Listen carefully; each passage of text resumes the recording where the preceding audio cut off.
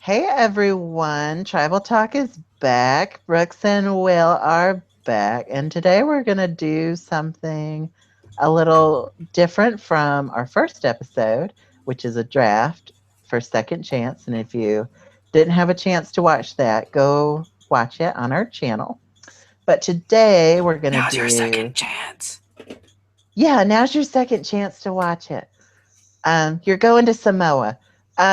So uh, Today we're going to do the top 10 best and worst Survivor twists. Are you excited for this, Will? I'm so excited. I feel like there haven't been that many more than 20 twists, and so it's going to be nice to have a ranking of the ones that. Yeah, it kind of worked out. Like there were Yeah. 10 ones I really liked and 10 ones I really didn't like. And there may be like And three left over. yeah, there's a few in the middle that I didn't feel like dislike for it either way, but there are some that I either really loved or I was like, this was awful. So we decided to come up with a consensus because we sort of agreed on what was the best and the worst. And I would say most Survivor fans can probably agree with what's the best and the worst. Yeah. Um, it's not really we're not doing two separate lists. This is like a consensus. So, Will, should we do the worst first and end on the high note? I like that idea, yeah. Let's just throw all of the really terrible things that Survivor has done to us over the past few years right onto the forefront. Let's just lead with that. Yeah. So, this is the top 10 worst creative decisions the Survivor producers made. And I think we'll go from 10 to 1 Yeah. and sort of build up and uh, we'll sort of build the suspense about what our number one is. But you can probably figure out what it is. But we'll keep it a surprise for people who maybe they are lucky and forgot it existed. No We'll chance. see. Not a chance. If you should be so lucky. Um, so number 10 for our worst twist is actually one that's fairly recent. It is the legacy advantage that originated in Millennials versus Gen X. Uh, and was probably it played more of a central role in this past season in Game Changers. Yeah. I gotta say, so if you don't remember in Millennials versus Gen X, Jessica was the person who found it. And then she obviously pulled the rock and was eliminated. So she got to yield it to Ken. And Ken was such a goat that he was probably never going to get voted out anyway. So he just played it for the heck of it. And so that was sort of unsuspenseful. We're just like, okay, whatever. And then in Game Changers, Sierra Dawn Thomas finds it. And, you know, she was someone who was sort of on the chopping block a lot in that merge. And so we were like, okay, she's probably going to play it if she makes it that far. But she makes the mistake of telling Sarah that she has it. And if she gets voted out, she gets to yield it to someone. And Sarah uses this knowledge to vote Sierra out. So, probably one of the dumbest moves to come from that season as well. And so Sarah actually makes it to Final Six. Obviously, she's the one who wins. And she plays it, and it actually saves her because if she didn't play it, she would have went home. But unfortunately, that's also the tribal where Sari gets like, she doesn't even get voted out. She gets like twisted out because there's like the legacy advantage and the hidden immunity idols. And was there something else? No. Okay. Just a lack of Just checking. a lack of Jeff Probst awareness. I think Jeff was just like on the floor at that moment in time. Yeah. So here's the problem with this twist. Um, I gotta say, my least favorite part of it is the fact that if you get voted out, you have to yield it to someone. I think it should be like an idol. If you get voted out with the idol in your pocket, it should be out of the game. What do you think, Will? I actually disagree. I think that's what makes it like that's the whole purpose of the advantage, right? Like if you couldn't yield it to someone, then it would just be a hidden immunity idol. And so the reason it's called the like it's a legacy advantage because it's your legacy, right? Like if you get voted out of the game, you leave it behind for someone else. I think that is essentially what makes it so interesting. And like weirdly enough, it's worked out both times that it's been called the legacy advantage because if you're the person who finds it and you're using it, then it's really just an immunity idol. But both times it's been involved, the two people who found it were voted out before they could use it. And I think being able to will it to someone is probably the more interesting part of it. I think what it does is where I have an issue. I guess I just prefer it to be out of the game. Just my Yeah, personal preference. right. But it just seems kind of, I don't know. Like, it is essentially an immunity idol, though. Yeah. So that's why I'm saying, like, I just am Yeah. not crazy about someone yielding it. Well, I think like aside from being able to will it to someone, the only other thing that differentiates it from an immunity idol is that you don't play it right before the votes are read. You know what I mean? Like you play it immediately. Sarah didn't, but so I guess we don't really know, do we? Because Ken played his before the vote, if I remember correctly. I always thought of it more as an immunity necklace, but the way Sarah used it, it was definitely an immunity idol. So it just seems, with this, along with the addition of the several idols that are in the game, yeah, it was it's just a lot. Yeah. And even if we don't like maybe how it's being utilized, I think we agree that it was kind of unnecessary. Yeah, it was underutilized in Millennials versus Gen X, right? Because if I remember correctly, I think that Ken had immunity at that tribal council already. I think he won the necklace, so he didn't need it, and then just burned it. I think on someone, but then I think did he not have it? Because that was the episode that Jay went home. Okay. And Ken thought maybe Jay had found another idol, and so he played it. Wow, but he wasn't. Really do not remember enough. Ken wasn't going home. So. No, and then I think it was overutilized in Game Changers. Like it created a scenario in which too many people were safe. I agree, though. I think it's very hit or miss. It's either gonna be too much or it's not really gonna do anything. At least from what we've seen. I think, it probably has a bad rap because the two times that it's been used was very like anticlimactic because Ken, like, he wasn't going home. Yeah. And then Sarah could have went home, but the fact that Cirie goes home because she didn't have an advantage is just kind of like, it leaves a bitter taste in your mouth. You're just like, ugh, like, okay, maybe Survivor has too many twists in the game. Like, do the ends justify the means? Like, are we doing these twists just for the sake of them? Right. Or are we really trying to change the game in like a positive way? So, and I'm not saying that just because Cirie went home. It's like, I mean, if, Aubrey or Ty had went home, it'd have been like, well, that was kind of crappy that, they got sent home just because they didn't have an advantage. Right. I think the only arguing point there is that it really only was that scenario because so many people held on to their idols. Like, having 4 immunity idols in play at one time is way too much. And I agree. I think that when you have so many idols in the game, that's one of the reasons why it's so terrible, is because it just adds an extra idol. But had Troyzan not had his idol anymore, or had Ty not had one or both of his idols at that point, then it wouldn't have caused as much chaos there.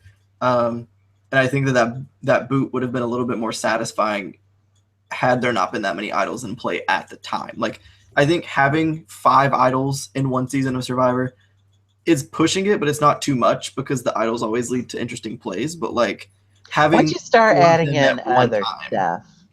yeah. But like having all of them happen at one time, yeah, that I think that's when you really see where the flaw with this twist is. All right. So number 10, legacy advantage. Yeah.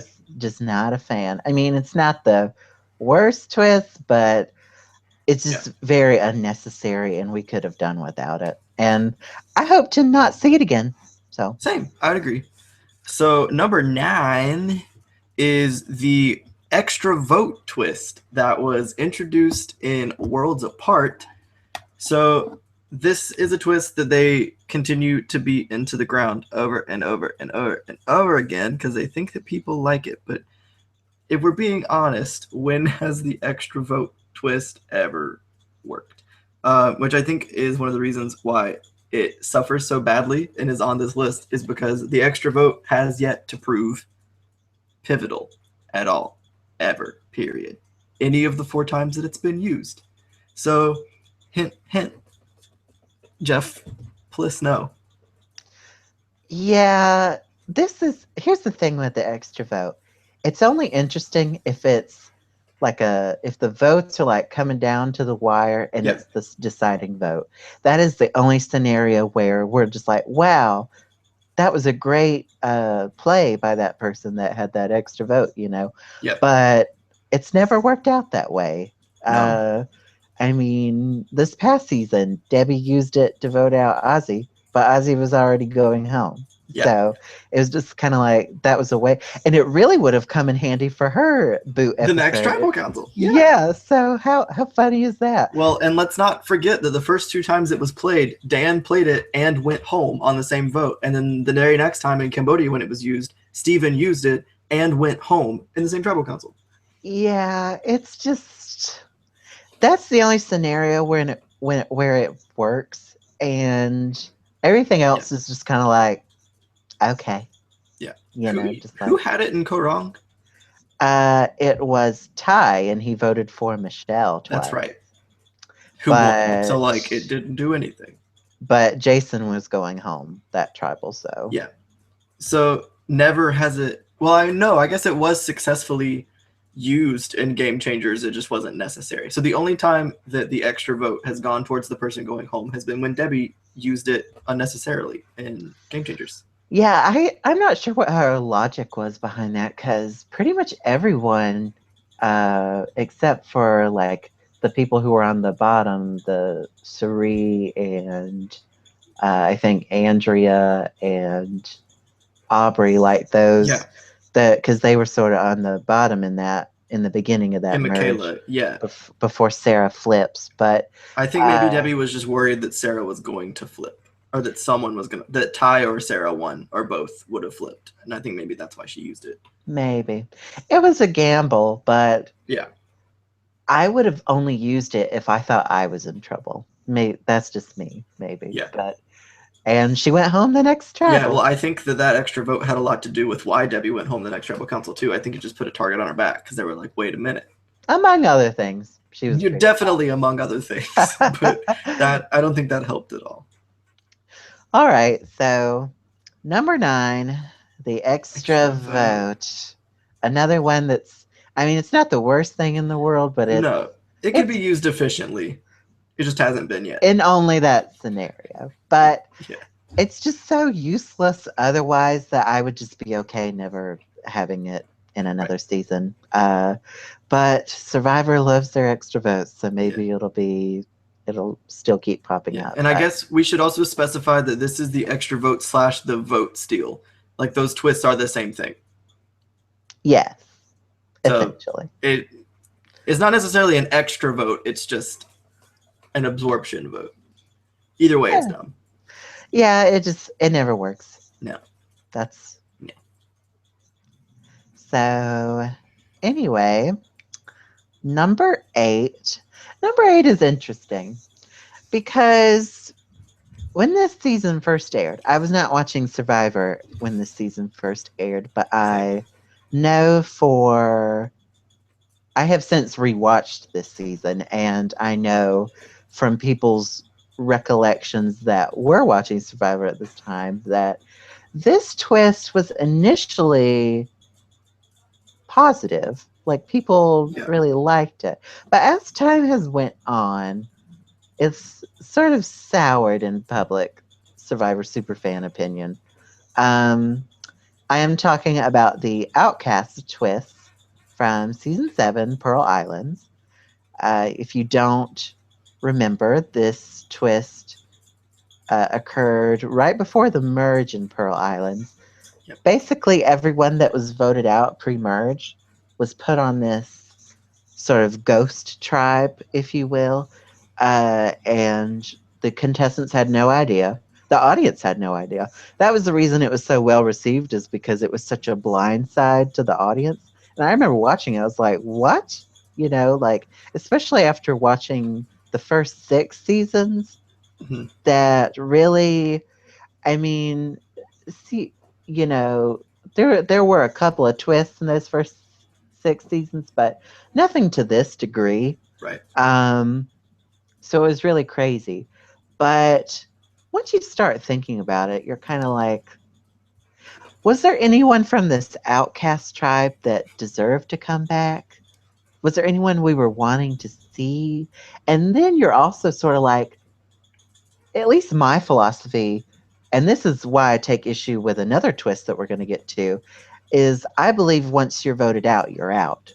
That's just my philosophy. Uh, I prefer it that way. I don't like Mhm. people coming back and getting their revenge. And it seems like even though they do come back, they get voted out, pretty soon. Mhm. Well, most of the time. I mean, But with the very large exception of the Outcast twist. yeah, but even then, it's just like, why? But uh, I was not a fan of Lillian or Lil. Yeah. I thought she was really annoying, and I wasn't sure why they thought she had a chance to win. So I'm not sure why the Outcasts voted her back. Well, Uh, was it because they thought she would win, or was it because they thought she would take out the people that they didn't want in the game anymore? well, any of them could have done that. Could they have though? I don't know, but I didn't like any of them. So, Yeah. and Burton was kind of a asshole to Rupert. And even if people don't like Rupert, at least in his initial season, Right. he was like a nice guy and didn't deserve to be bullied, Yeah. And Burton's Blind Side was really, it was a great episode. And you were like, yay, Burton's out of the game. And it's like, Then he came back. actually, no, he's not. Just And kidding.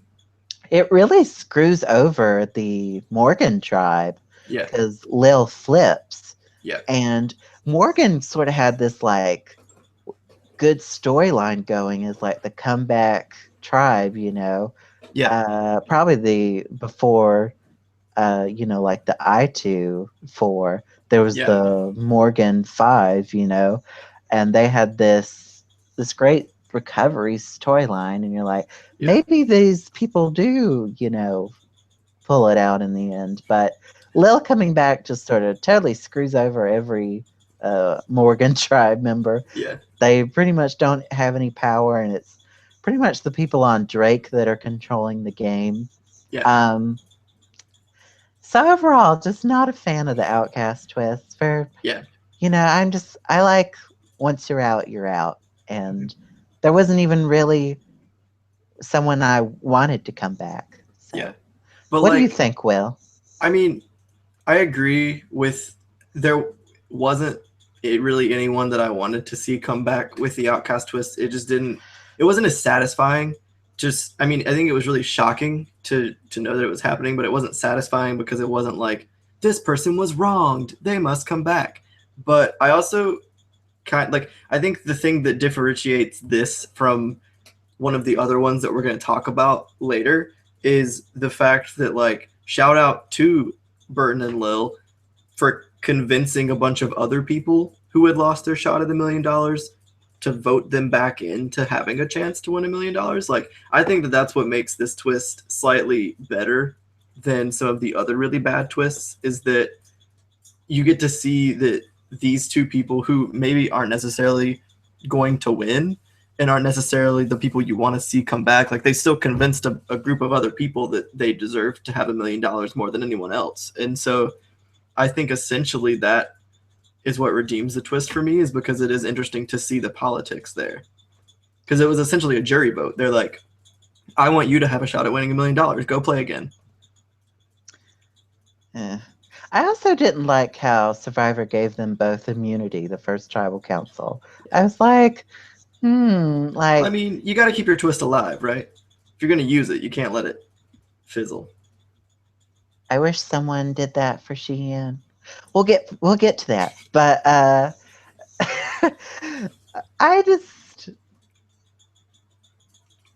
just not a fan. And this is one, I mean, it was great for like shock value, but after that, you're just like, okay, when can Burton and Lil leave? Yep. You know? 'Cause, answer, never. Yeah, they do go pretty far. And maybe that's why I don't like this, is because, they sort of screw over the games of people who didn't get voted out in the pre-merge, right. you know? So right. I'm just like, obviously, if you were like, Burton was not a good player because he was very like, he bullied people, he was, like I said, he was kind of an ass, and so he sort of got what he deserved by being blindsided. And I was ready to sort of close the chapter on that. I'm like, okay, Burton's gone. It's like, no. So there's just not a fan of the Outcast, and I think most people tend to be thumbs down on that. Yeah, it has earned its place. So number 8, the Outcasts. Yeah. So that brings us to number 7, which, is on this list because it is a genuinely boring and pointless twist. But I think that a lot of people even forgot that it happened, if we're being honest, just because it didn't really do anything. And that is the Medallion of Power from Nicaragua. The only time it's been used, rightfully so. Please let it never come back. I honestly, looking at this list of worst twists, like, there's only one other twist on this list that I can genuinely say did nothing. Like, this is one of the 2 twists on this thing that didn't impact the game at all. Like, the twist had no bearing on the game. Like, all it did was give the tribe who held it an advantage in the immunity challenge if they wanted, which is great, if you're able to still win the challenge with the advantage. But there's no guarantee that using the medallion is going to give you the push you need to win, and then you're just giving it to the other tribe. It's not like you use it once and it's gone. You use it and then you pass it on to the other tribe, which is interesting, but it's still pointless. I don't know. I'm not a fan of twists for twist's sake, and I think this was a twist that could have been left out for maybe a better twist that would have made Nicaragua interesting or something. Yeah, I think because they did old versus young, and I think maybe they wanted to give the old folks like a fighting chance in the challenges. Listen, they didn't need it. They didn't need an advantage. That young tribe was a mess. The young tribe was a mess. But I'm just, that's my thought process into what their reasoning was for doing that. And it's a valid one. But every time a tribe used it, they won. And it just sort of seems like, okay, what's the point of doing the challenge? Just to be like, okay, I'm going to cash this in now. Yeah, we're using the medallion, Jeff. We win. It's like, okay, no need to do the challenge. It was just so, and thank God they stopped doing it after that swap. Mm-hmm. Although it would have been more interesting in the swap, though, right? When they were more evenly matched. I was just ready to bury it. I mean, valid. But I don't know. And Jeff Probst has gone on record to say this is his least favorite. So because it's pointless. Yeah, pretty useless. Just he said that's one of his regrets is doing this. So at least at least that's a sign they probably won't do it again. But I Mhm. guess crazier things have happened. But I think this one's pretty done. I think it's. Oh yeah, I'm not. I I'm think it's all of these need. Well, I think most of these on this list need to be done. With the yeah. exception of the one that's coming up, I would say they all need to be done. Yeah. With the exception of this next one. All right. So this next one is one that's really a heated debate Yeah, it is. among Survivor fans. Sort of the, I guess, sort of the conflict between maybe super fans and sort of casual viewers who aren't as invested, maybe. Uh, give or take. Yeah. And I am talking about this is a twist slash concept, I guess you could say. Yeah. It's definitely more Uh, of a concept, but but it's still a twist in the it is game. still a twist in the game. So it counts. And Yeah. I am talking about mixing veteran players with new players. Mhm. Now, there's one instance where I think it works really well, although maybe the new players might disagree with me on that. I thought Micronesia was one of the best seasons ever, Oh yeah. but the fans didn't really have a lot to do with that. It was more the returning players. Yeah. And the fans just kind of get screwed over all the time. And Yeah. that's what, in part, makes it so hilarious and great. Yeah. But if I was a fan on that season, I'd be like, Survivor screwed me over. Like I had Yeah. no shot at all because for one, they already know how to play the game. Mhm. They know how it works. They know how to interact with people. All They that. know how to survive. I think that's the biggest advantage, right? Is That's that they also a like big. they know how to live. That's a big advantage as well. It's just like it works really well in Micronesia, but then you look Yeah. at something like, I mean, Redemption Island, South Pacific. Yeah. Like they basically those returning players come in and they say, This is what's happening. stick with me and I'll take you to the end. Yeah. And so they just pagong the other tribe. Yeah. And that's not entertaining to watch. That's Yeah. boring. And so and I'm not a big fan of Boston Rob's coronation. I like Yeah. Boston Rob, but it just seemed really unfair to me because everyone was sort of just Letting kind of him. bowing down. I Yeah. mean, he pretty much had that game won after Russell's gone. Yeah. Um, Which is incredible. It's just really boring to watch yeah. I mean, obviously he's a great player to keep people sort of in their in their places. yeah, pretty much, Yeah. but just not entertaining to watch. Yeah. Uh, South Pacific, same thing. I mean, Coach had his uh, allies stick Yeah. with him. They put Shout gong. out to Sophie for saving us from what could have Yeah. been. And I was thinking, well, this is just Redemption Island 1.0. I mean, Coach is getting coronated. And then Yeah. it turns out the jury is like, screw that. We're going to vote for Sophie. So, I mean, Bless that's, you people. yeah, that's I guess, a little bit better, but not by much. I mean, it's just bad. Yeah. Guatemala is interesting because Yeah. you were sort of okay with Bobby John and Stephanie coming back because Mhm. you sort of felt bad for them after Palau. I mean, they were the last two of their tribe, so they had that good storyline. Yeah. And I was okay with it. I don't think those two coming back. I guess you could say Stephanie did sort of the same thing Boston Rob did, but Yeah. She just wasn't I awarded the win. yeah, I think anyone versus Stephanie beats Stephanie though, Yeah. because like towards the merge she starts sabotaging herself because she starts getting kind of cocky. Yeah. Like I think Rafe beats her. Oh, Rafe. I think Rafe beats nearly everyone, but Yeah. definitely Stephanie. Danny beats her. Heck, Oh, yeah. maybe even Judd beats her. Judd might be a stretch, but he could have. Come on, man. Um, Do you think uh, Lydia or Cindy beats her? Either of them? Cindy, maybe. Lydia was kind of a goat. Yeah. Uh, Do you think Cindy would have been the first person to break the car curse? Even though she was the possibly. person who started it? Possibly. I think she would have had to win the final 2 immunities, but possibly. Oh, yeah. Um, so I don't think it mattered that much because Stephanie wasn't going to win regardless in Guatemala. Yeah. Um, Philippines is interesting because I really like Philippines. Mhm.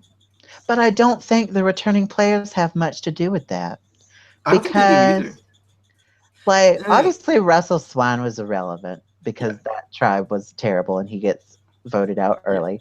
I would argue, Um, though, that Pinner has a lot to do with the chaos of mid-season. yeah, Pinner, I was getting there, Will. I was getting there. Pinner is a little, he's, we don't see a lot of him in the pre-merge because the focus is so much on Matt Singh sucking. Um, but Pinner, I mean, he has that idle play that Yeah. sends RC home. He gets in with, you know, uh, he tries to get in with the Alliance and Power. So Yeah. I think he's definitely he does make it interesting. I don't think he makes or breaks the season. Like I don't think he was Yeah. gonna win, just because he's Pinner. Like they're obviously gonna Right. try to get him They're going out. to get rid of him. Or he's going to Um, be too dislikable towards the end that they're not going to vote for him. and Scoopin was like a non-factor. I mean, I'm not even taking it into account what happened after this season. We're not going to Right. talk Like about that. in the season, he was just the likable goat. Yeah, he had a really quiet edit. You kind of forgot he was there. It was Yeah. all Lisa, Malcolm, Denise, pretty Yeah. much. And that's all we needed, right? Yeah, and I'm okay with that. So A little bit of Abby sprinkled in there. yeah, Philippines wasn't that bad. Blood versus Water is a little different because it's family.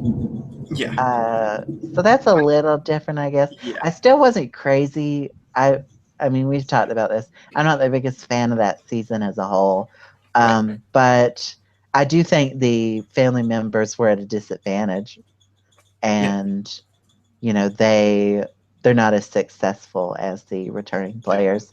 I think they Obviously. give a better run for the money than what we see in fans versus favorite seasons, though. And a lot of Right. that has to do is because they're somewhere in the middle, right? Like they've been trained for it by their family member. But And Kara Moen was awful. I The disagree, but Well, I mean, in okay, terms is of the twist, Kara it does. Like the in twist is bad. but in Kara Moen, do any of the fans really matter? I think that for a while, Reynolds and Eddie matter. And I think that pre-merge, Sherry matters a lot. Sherry does sort of have a strong edit in the pre-merge, but once Once we they get to the swap, merge, no. None of them even matter. the tribe swap, Sherry's just like you never hear from her Yeah. again. It's You hear a weird. lot from Reynolds and you hear a lot from Eddie. Yeah, But and no, I mean, Eddie is more like the goofy character, yeah. whereas Reynolds is sort of like, he's the threat that they want to get out. So, and they have that. That's their own fault too, though, right? Because they voted out a lot of their knowledgeable people. Like, you lose a lot of the voices that could have been there and could have made a run for the money in favor of people who weren't going to win.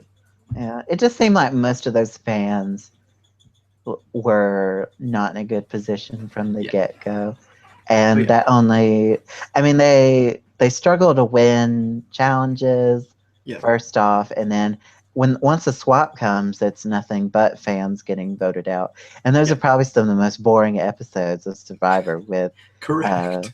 Matt and Julia getting voted. Like nothing is going on in those episodes. It's crazy.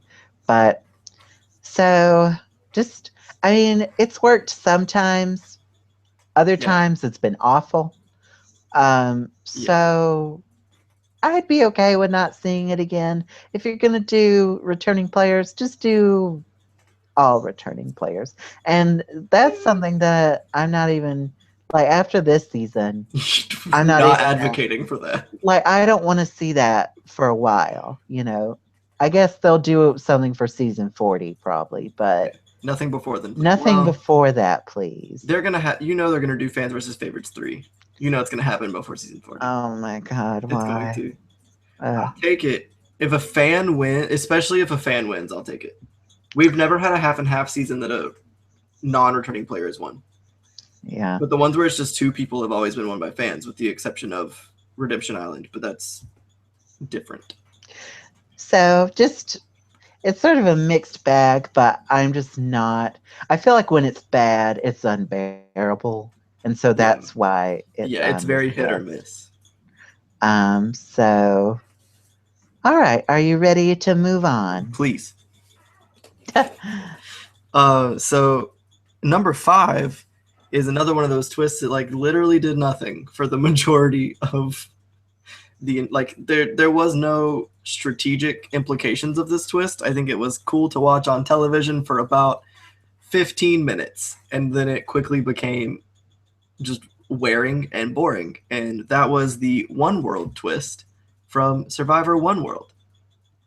This season, obviously what this entails is that both tribes lived on the same beach, right next to each other. They had 2 different camps, but they were within walking distance of one another.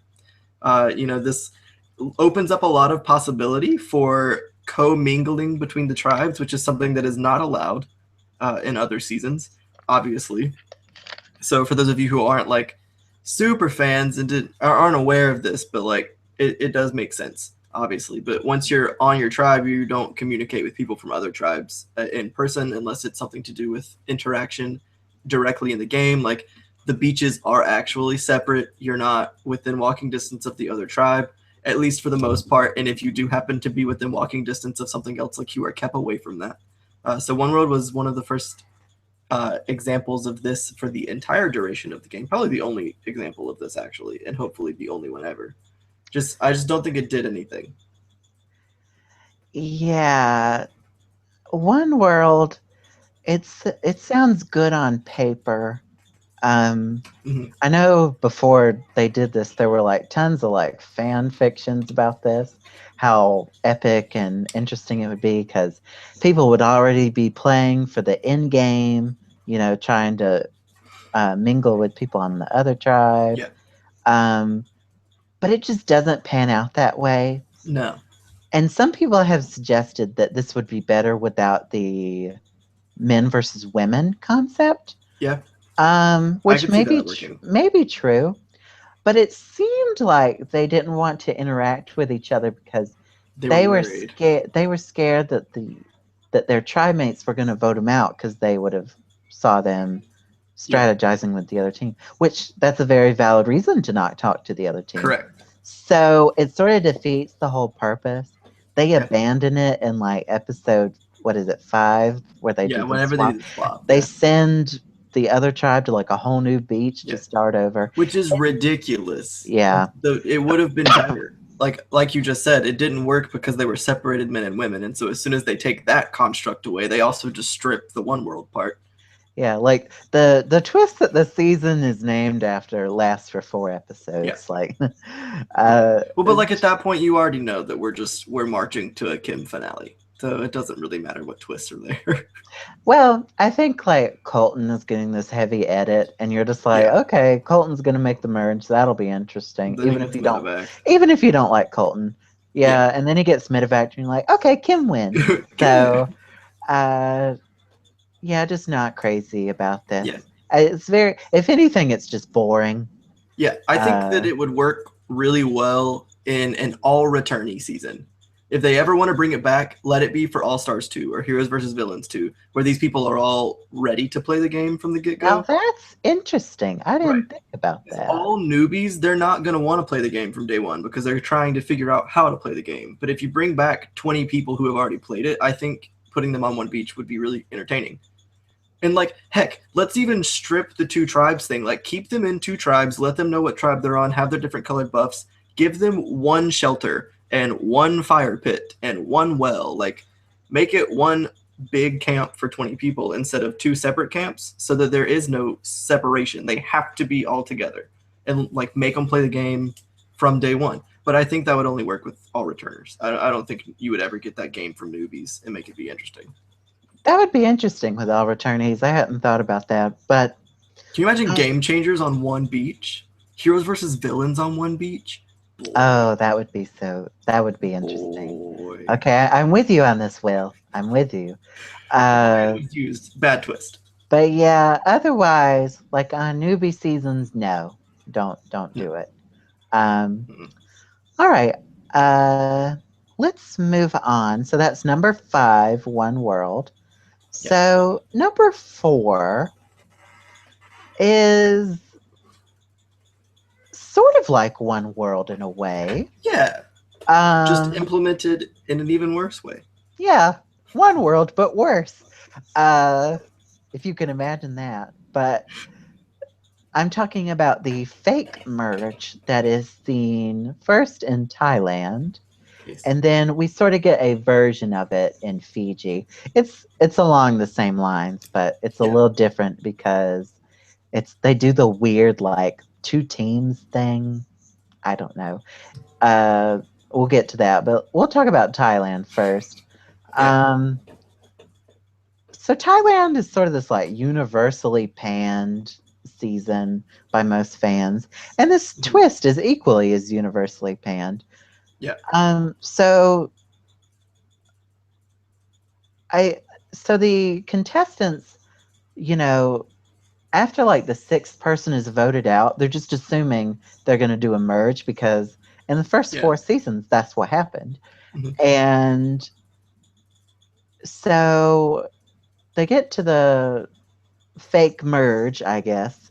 It feels weird calling it that, Yeah. but Sheehan was not crazy about most of the people she was on her tribe with because some of them, I remember Penny and Aaron were the two biggest culprits. They were sort of bullying her and all this Mhm. stuff, and sort of, I think some of them, sometimes they made snide comments about like her being Asian, I don't know, stuff like that. Thailand's a Wouldn't terrible surprise season. me. Yeah. Yeah, Thailand's a terrible season with some not so great people.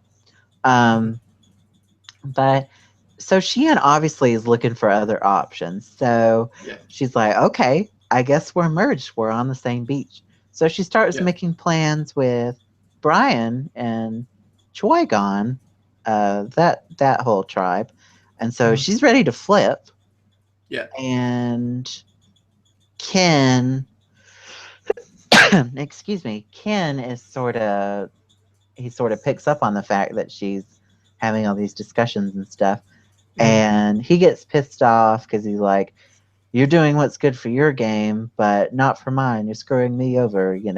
And so she's like, I'm sorry, I just can't, I'm not going to work with Penny and Aaron. Yeah. And so she officially flips and it Mhm. sort of becomes public knowledge. And then they get to what they think is an individual immunity challenge. And Jeff Probst's like, surprise, you're actually still two tribes. So obviously, Jai is pissed off at Sheehan, so she Right. gets voted out. Sheehan's really the only person from Thailand that I even really remotely Yeah. even like. Yeah. And she could finally overcame everything. Right. Like they voted out like the people that were trying to get her out. And I Mhm. think Penny was next. And then that whole ordeal happens and it completely Yeah. screws over Sheehan. I'm kind of glad they brought her back for All Oh yeah. Stars because I feel like they owed it to her because Yeah. They knew that they was screwed her. yeah, They that knew was it. just and people I remember I obviously wasn't watching Survivor at the time, but Yeah. people have recollected over time how pissed they were that this happened, and Mhm. rightfully so. So uh, for that instance is why it's number 4. Mhm. Uh, but Survivor decided to do a similar version of it again in Fiji. Uh, You know.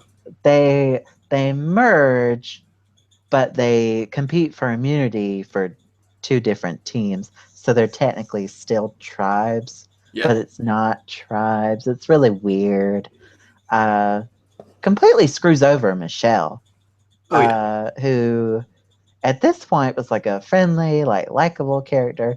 She didn't really get that much airtime, but she was with Yao Man and Earl, so Hmm. she probably could have went far if not for this. Right. Um, completely screws her over. Another likable person on an otherwise mostly unlikable cast. So, uh, Survivor has It's a these fake, knack. yeah, Yeah, they have a knack for doing that. these fake merges just screw over the people we actually like on Yeah. these terrible seasons and makes them worse. So, I mean, do you have anything to add, Will, that I didn't cover? I mean, no. Again, like I think that that's very telling is that the two times that this has been used, the seasons are not very favorable among the community. Like, and not necessarily just because the twist exists in that season, but it doesn't help. If for seasons like that, you need twists that are going to make things more interesting, and that twist doesn't do it at all. So Yeah, just not. I hope they don't ever do anything like that again. It's just, I don't know. it's, Again, this would be another twist that would work really well in an all returning season. I don't like, I think, I I don't like don't, it in principle, yeah, but I don't like misleading people to think there's a merge. yeah, You should either say, there's no merge and you're going to be living on the same beach, right, or there is a merge. Like, you shouldn't be like, hey, you're going to go live on their beach and yeah, give them like 2 days to live with each other. I mean, what else are they supposed to right, assume other than their merge? right, Especially in yeah. the early season when It's that was all very they twist free. that was all they knew, Yeah, was after the sixth person gets voted out, they merge. So yeah, it was just, I'm just not a fan. yeah. All right, are we ready to move on to number three? Let's do it. I think this twist is probably something that a lot of people are going to agree with us on. That it's just not great to watch. It's actually painful to watch on television, if we're being completely honest. Uh, and it, again, doesn't add much to the game. This is something that they also do in Big Brother now, which is also terrible and adds nothing to the game, and it's just miserable to watch on television. This is the first impressions vote that was initially done in Palau, and then by popular demand was brought back for Blood versus Water. Um, this essentially, for those of you who don't know what we're talking about, is the act of voting someone out of each tribe before the game begins. It's very different the two times that it's used. So in Palau, this vote off is done by tribe pick, wherein the last two of the 20 people on the island who are not chosen to be on tribes are just sent home. No mechanic to like keep them around. They were just casted, took loads of time off work, dropped everything to fly out to Palau. They step on the beach and then they're out on day zero. I mean, it's really day one, but like they never went to a camp. So it's initially, day They were zero. never part of a tribe. Right. Like they just non entities and they've never been brought back. They've never been mentioned again. Like they're just poof, gone. And then in Blood versus Water, it was an actual vote where each tribe voted someone off. They did send them to Redemption Island, so they did have some chance to come back into the game. Neither of them did, but they had the option. And so, for me, I just think it's kind of scummy. I don't want to watch it on television. Like, again, I don't. Obviously, we know nothing about the two people in Palau for the most part, other than the fact that Wanda is an amazing person, and I'm not a huge Rupert or Candace fan. Like I like Candace. I would have appreciated seeing Candace play the game, but I think Candace is just as entertaining and amusing on Redemption Island as she would have been in the game. Um, F I you, Brad Culpepper. I was not ready to see Rupert have a fourth time just because, the more we've seen Rupert, the worse Rupert's played the game, and I just want to see Rupert play well. And if he's not going to do that, I don't want to see him. So I was okay with Rupert being voted out early, but still, like, I mean, Rupert wasn't even the one voted out; it was his wife, and he just took her spot. So, like, I just think it's scummy to watch on television all of these people come out to play a game and then like not even make it to a beach. Yeah. You know I have strong feelings about this one. Right, you're a little biased.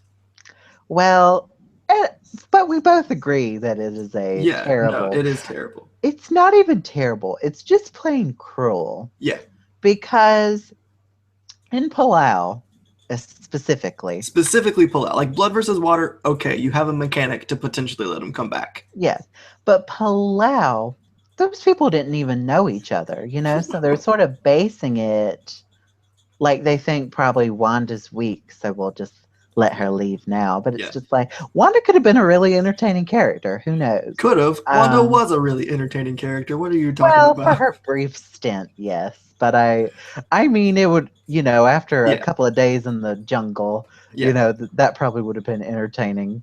We Uh, needed more likable people out there anyway. Like yeah. we needed them. Jonathan could have been like a secret like villain. I mean, he was the first person to jump off the boat to try and Yeah, get that immunity necklace. yeah. Uh, so unfortunately he didn't get it. Unfortunately for Right. him, he probably needed it. He needed it. But that was probably one of the reasons they didn't pick him because they're like that was sort Yeah, of mischievous yeah. because they were all That was like, probably a plus for Willard. yeah, they were all like, let's just stay on the boat once we get to the beach. But Yeah, he was like, screw that. I'm going to go ahead and jump in. He yeah, jumped in too early, so he got tired. But yeah. I guess a big mistake on his part, but Oh yeah, he didn't know what was to come, I guess. yeah. But yeah, screwing over Wanda and Jonathan, just plain cruel. They really didn't get that. I mean, they have one day, like that's nothing Yeah, because not even one full day. they were so focused on building the shelter and stuff, So it was just cruel. And then in Blood versus Water, I guess it's like we said, it's a little different because of Redemption Yeah, Island, but yeah. still, like Laura Bonham didn't even get a chance to No. go to her Go to her camp. original tribe's beach. Right. Of course, Rupert takes her place, so she gets Yeah, switched. she stays in But the game. she's at an even bigger disadvantage with the veterans, probably because they don't know her. They don't owe her anything. Right. She probably didn't. I mean, I don't know how much they participated in pregame alliances, but she seemed like an easy first boot if they lost immunity. Oh yeah. Um, She does avoid that though. Rupert totally gets screwed Yeah. by this. And Candace gets screwed because if you remember, Candace actually was an alternate. So Right. She wasn't even supposed to be out there. Yeah, she didn't really partake in all this pregame stuff. Yeah. And so her and John both were at a disadvantage, but They were. it's really telling when you vote Candace, who is a great like mental and physical like asset and challenges over Colton. It's very telling. That's Very all telling. I'm gonna say. Well, and I think it's. No, you go ahead. Finish. Sorry. It's very telling that there's some pregame stuff going on. And if you look at how that vote goes down, I believe it's Tyson and is it Rupert? I think it's Rupert who maybe it's not. It's Tyson and someone, but you can sort of tell that they're the ones that were not in like pregame stuff because they actually vote for Laura Moret. So it's that just look at that vote and it's very telling. Oh yeah. Because there was no reason if you wanted your tribe to win immunity, you would have kept Candace because she's a challenge beast. I mean, but they didn't need her apparently, but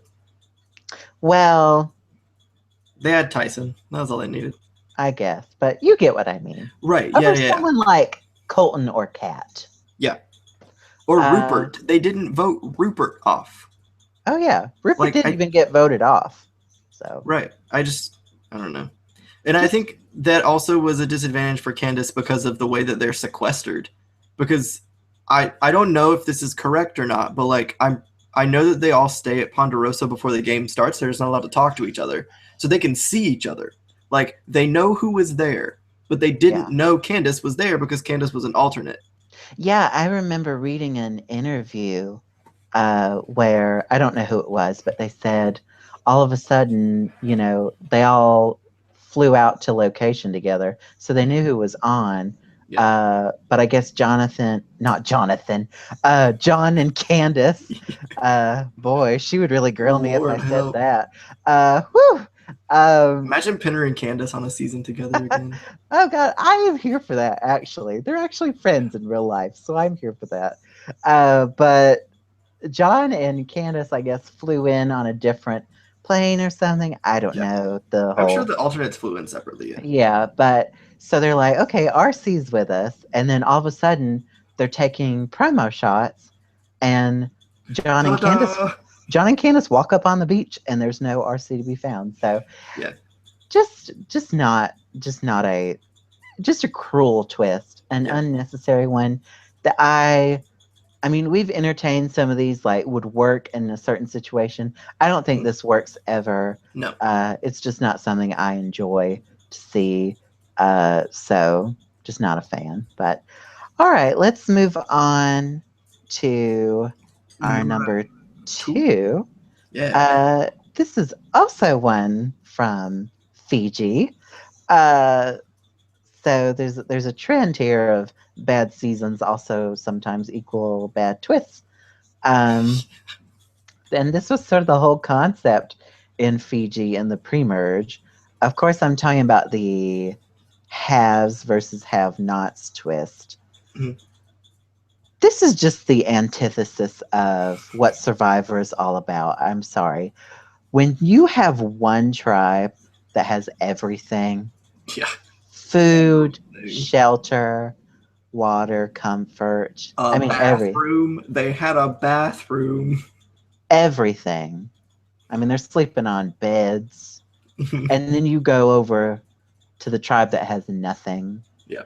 And I think, I'm not even sure if I can't remember if they built a shelter or not. They were sleeping on like leaves or something. I don't know, for at least a little while, I think. Yeah. Oh, no, they were sleeping in a cave. So, but I'm just like, you know, this is not what Survivor's about. Survivor's about surviving. Yeah. You know, it's not camping. This is not extreme camping. Yeah, this is not. And of course, that tribe, the Haves tribe, has all the energy for the challenges. Yeah. They win every challenge. They win the challenge, but they voluntarily go to tribal council because Jeff says if you don't want to go to tribal council, you have to give up your camp. They choose comfort over immunity. So what does that tell you, really? Right. Which is crazy. Yeah. I mean, if you got it, take it, though. You know what I mean? Well, I would go to tribal council, too, if I was safe. Yes, but obviously someone wasn't, you know. So, but it's just, I mean, that Ravu tribe, the Have-Not tribe, never wins anything. Right. They have no energy, you know, they're starving, all this stuff. Really what the Haves tribe should have been doing. But they lose every challenge, I'm pretty sure. Yeah, they lose every challenge. Just the antithesis of Survivor, pretty much. And Jeff Probst was like grilling him, saying, "Why can't you guys win?" And I'm just like, I don't know, Jeff. Why can't they win? You know, I mean, I love Jeff Probst, but that was a terrible creative decision by production. And it was. I think they regret it too. I do think they regret it. But just. I mean, you mean you're not a fan of watching those who have just utterly destroying those who have not? You're not a fan? Yeah, whenever they went, I mean, part of the reason I find the pre-merge so boring probably is because when they go over to Moto, they're just straight chilling. Yeah. Like, they're not playing the game. They're just like, there's no reason to play the game. We're never going to lose. So. Imagine if the Merge tribe had to go to the Ravu Beach. Oh, geez. That would have been probably more interesting. I mean, what are your thoughts on it, Will?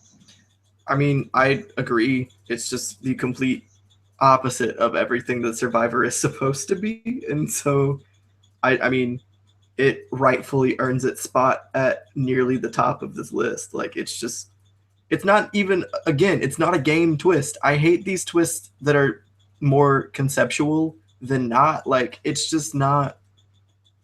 It's not. This is something that does work in the game of Big Brother. This is not something that works in the game of Survivor, where it's about living outside and surviving in harsh conditions. It doesn't work. No Right. one on Survivor is a have. Don't make them think that they are. Don't do that. It's a lie. It's a bold-faced lie. Right. So it doesn't need to happen again. Hopefully it stays away.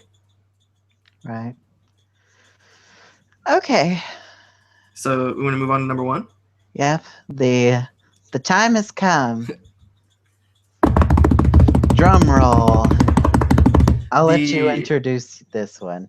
Cool. So the worst twist in Survivor history, if you hadn't caught on by now, at least to us and to the majority of the world, is the Redemption Island twist, which was initially introduced in Redemption Island. So this twist has been used in Survivor Redemption Island, Survivor South Pacific, and Survivor Blood versus Water. Was it you? No, it's never been used outside of those 3 seasons, right? I've literally burned all of these duels out of my brain, and so if I'm missing a season, I apologize. But so the concept of this is that once someone is voted out of the game, they go to live on Redemption Island instead of in Ponderosa, where they are still in the game, but they're out of the game. So their torch has been snuffed. So their proverbial life in the game has ended, but it hasn't ended because they get to go and compete for a chance to stay in the game. And so initially, actually, no, all 3 times, not initially, all 3 times that this twist has been used, a returner has come back twice. And so you have a pre-merge returnee and you have a post-merge final 5 returnee, which I think is one of the reasons why this twist is so messed up. I think the twist has its pros where it's interesting to watch on television, I guess. But I think one of its biggest cons is that not only are you bringing somebody in at the merge who has been already voted out and lost the game, you're bringing someone in at final 5. Like, you are bringing in a player who could have been voted out at the very beginning of the merge. They could be the merge boot, but they're coming back in on day 36, 3 days away from the win. And all they've got to do is play 3 really great games, and they might be awarded the win. And I think that's the biggest problem with Redemption Island is that these people have been voted out. Like, why are we letting them compete to come back? Time in and time out. And it takes away a lot of the interesting time from the show, in my opinion. But what do you think? Yeah. For all those reasons you said and more. I mean, just boring to watch, really. And then, they come back and then they get voted out again. So just kind of pointless. Sort of like when we talked about the Outcast. I mean, I'm of the philosophy, once you're out, you're out. Mm-hmm. Survivor's not dictated by challenges in the regular game, so why should it be dictated with the Redemption Island twist, So they have to spend so much time on the duel that we miss a lot of what strategy goes on at camp, Yeah. And so we don't always get to, I mean, Redemption Island, the season, and South Pacific too, a little bit, probably a little better than Redemption Island, but did we really know most of that cast? No. Did we really know them? No, we didn't. I mean, other than, I guess, Boston Rob's clan, I mean, I don't hardly remember anyone from Russell's tribe. No. I remember enough of them. I remember the ones who made merge. And see, those are the ones I forget. I remember that girl he had that was kind of evil, that was trying to be the Parvati 2.0. Stephanie. I think her name was Stephanie. Yeah, but... Is that Stephanie Valencia? Maybe? I don't know. I think she was up for second chance. She was. Yeah, she was up for second chance voting. Everyone else, I mean... Yeah. Even Andrea, who's become sort of a fan favorite, I guess. Yeah. Even in this season, she's still pretty irrelevant. Yeah, I mean, she wins the second duel to come back in, and she was probably the only person out there who could have beaten Rob in a final scenario, and even that is questionable. So Yeah, just a terrible, terrible twist. I hope it we is. never see it again. Some None people of the people who say come back really have a chance to win either, do they? Like, let's think about the people who have returned on Redemption Island. So first, it was Matt. Matt won the first comeback, and then Andrea. Andrea could have won, I guess. And then Ozzy won both of them on South Pacific, and I arguably Ozzy would have won in the final three, but not because he like deserved it. He would have it's won it because all out his of tribe was bitterness. on the jury. Right, he would have won it out of bitterness, not because he deserved it. And then who came? Laura Moret and Tina, almost Laura Moret twice, but it was Laura Moret and Tina. And like, I don't know, either of them could have won, arguably, but like neither of them were going to get there. So Tina was helped out a lot by the redemption twist, putting her so close to the end. But I don't know. I just don't see any of the people that it's bringing back in being threats to win the game. There's just so much time spent away from the game. Yeah. You don't get time to build relationships, to strategize, anything, So are you just going to magically come back and say, "Hey, everybody, Yeah. Let's do it. let's make an alliance"? You haven't, like Matt Elrod. Hi, you haven't talked to me since day 6, but Yeah. let's You make trust an me alliance. now, right? Yeah. So.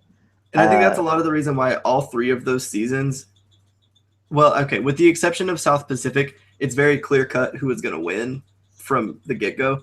Like just the edit for those 3 seasons, I think is very, very telling of who's going to be late game, including South Pacific. Obviously, South Pacific it isn't a coronation march to coach like we've talked about, but it's cut that way. And I think that's why those 3 seasons fall so heavily on the like, wow, hello, winners at it. Area. Yeah. Because like you knew from the beginning that Rob and Tyson were going to win those 2 seasons. There's no way around it. Yeah, I think maybe Tyson has a little bit, like, I think at the merge, once RS and Tina are voted out, you're just kind of like, okay, yeah, Tyson's got this. We're marching to Tyson's win. Yeah. And there were definitely some toss-ups in Blood versus Water. Like the last time they used it, there were toss-ups. Like there were some red herrings in like Hayden and Sierra where you're like, okay, maybe. But then I think you still know. I think if you watch back Blood versus Water knowing Tyson's going to win, it's very obvious that that's what the edit is showing. Yeah. And he sort of benefited with his loved one being gone early too. Yeah. But Redemption Island, not a Worst fan. Twist. Sort of universally panned as well. Like we're not on our own here. Pretty much. I mean, I think even casual people don't like it. Honestly, like, I mean, when I've watched it with other people, they've been like, "This is boring. We know who's gonna win." It's like, thank you. Correct. Yeah. You pretty much just said everything that's wrong with this. So, yeah, Redemption Island's the worst. Correct. Probably to no surprise to most super fans, Redemption Island's the worst. But all right, let's get positive, and let's move into our top 10 best, and let's start with our number 10. This one is probably one that is sort of not a lot of people remember, probably. Well, some people may remember, but not everybody. It's been seen, and it's most notable from Cook Islands, I would say. And then there's like a different version of it in the merge from Redemption Island and South Pacific. Although those versions were sort of like, hey, let's speed up the pagonging because this is boring, So I agree with that. Knew. I agree with that production decision. Like, at least they knew it was speeding up the boring. Yeah, thank you, because I do not want to watch another episode of someone from Zapatero going home. Except that was probably installed more so because of the Redemption Island twist and less so because of how boring the pagonging was. We're going to pretend it was because of the pagonging, because that's what I think. But I'm talking about the double elimination, sometimes referred to as like message in a bottle. So I'm going to talk about the Cook Islands version of this because that's where it's most interesting. Yeah. The only time it's So interesting. yeah, pretty much. I mean, I give it points for speeding up the begonging. But so Raro loses immunity. Uh, this is, of course, when we have that great I-24 Yeah. storyline. So Raro loses immunity, and they get this message in a bottle from Jeff. And so, like, okay, once we vote this person out, we're going to merge. And so, which is what I thought. I was like, okay, they're going to merge, you know. And so LOL. they vote out Rebecca, I think. Yep.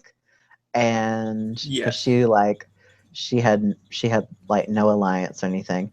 And this is also the episode before this is when Candace and Penn are in mutiny. So Rebecca's sort of on the outs. Mhm. They think she may flip to Sandra, you know, from their previous alliance. So they vote Rebecca out. You know, Parvati, I remember Parvati, she's like, we think it's a merge. And so Jeff's like, okay, read the note. And so she reads the note, and it's something like, you've just voted out one member. Now you will vote out another.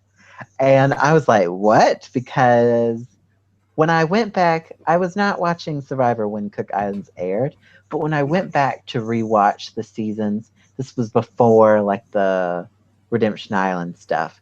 And Yeah. so I had never seen like the message in a bottle thing. So Mhm. the audience was obviously blindsided because I was blindsided. And it's sort of a game changing moment because, Buzzword. yeah, buzzword. Ding. It was named after a whole season. They decide to vote out Jenny because they're worried she may flip to this all like there's no like they don't get a chance to talk or anything. They just got to vote. So Jenny doesn't even get to plead her case. And so they vote out Jenny, who they think may have ties to Yul and Becky. So Jenny goes home, and they decide to keep Penner, and of course Penner flips, and we're just like, you know, maybe you should have voted out Penner, you know, because at the reunion, I remember watching the reunion, they asked Jenny if she would have flipped, and she said no. Mhm. So a game changing. Oh yeah. Because to be honest, if they go in 6-4, even if Yul places idol at that first tribal council and one of them goes, it's still 5-4. Right. They still So sweep. they could very well just pagong I2, you know. Yeah. So And I think they would have. Yeah, probably. So that's a very different Cook Island story. Yeah. If the message in a bottle doesn't happen. So who do you think wins in that scenario? I'm just curious. Do you think if Raro pagongs, do you think we're looking at like an obvious Adam win? It's definitely a less interesting season. I think if they pagong I2, it's definitely less interesting because there just weren't as many strategic players. Adam, Candace, and Parvati are definitely final three. Right. I don't know who wins out of that. Right. And if Parvati makes it to final three, does she come back for fans versus favorites?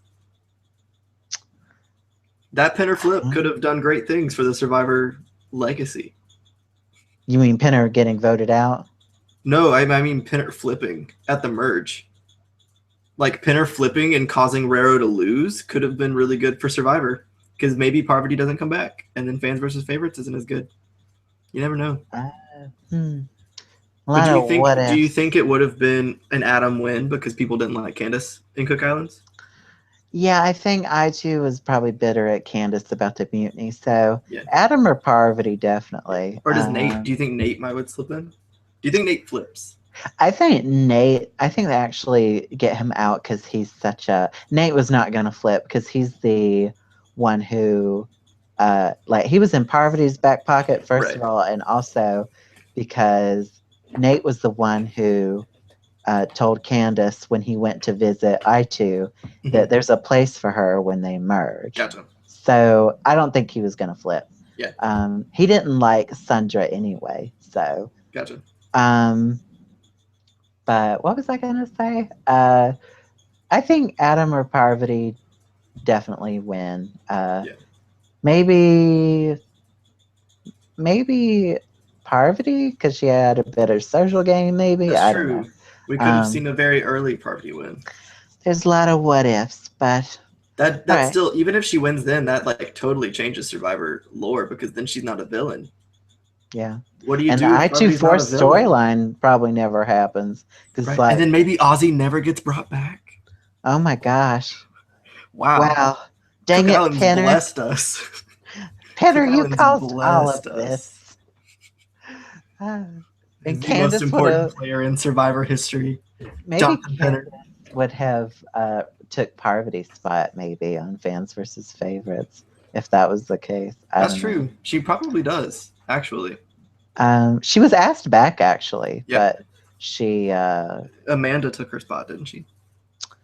No, I think Parvati took Candace's spot actually, because Candace was in medical school. Gotcha. All right. Enough what ifs, I guess. Yeah. Do you want to skate over the Redemption Island South Pacific? Who was the double boot in Redemption Island? I know Dawn and Whitney went out in that double boot episode for South Pacific, Jim. Jim went out then, didn't he? I think Whitney was the victim of the message in the bottle. Right. So it was Jim and then Whitney.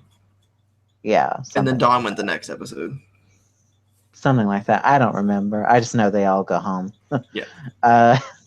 And then Redemption Island, I think it was the football guy. Mike. I was thinking it was Mike too.